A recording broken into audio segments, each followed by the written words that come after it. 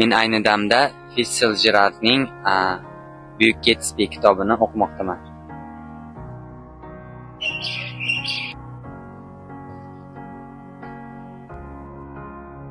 Assalomu alaykum. Hozir men o'zim yaxshi ko'rgan adibim Asqat Muxtorning Chinor romanini o'qib tugatdim. Hozir endi topshiryapsiz inshaalloh.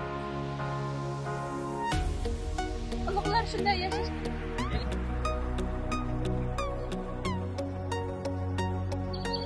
Ayni damda qaysi kitobni mutolaa qilyapsiz? Ayni damda Erix Marian Remarkning Qarzga olingan umr asarini mutolaa qilyapman. Sizlarga ham tavsiya etaman.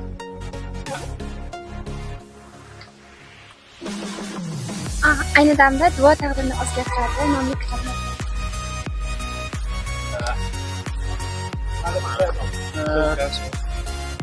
Tohir Malikning Tengi bilan go'zaldir degan kitobi o'sha oilaviy qadriyatlar va oiladagi qaynota mana shu insonlarning o'z o'rnini ifodalaydigan bir kitob.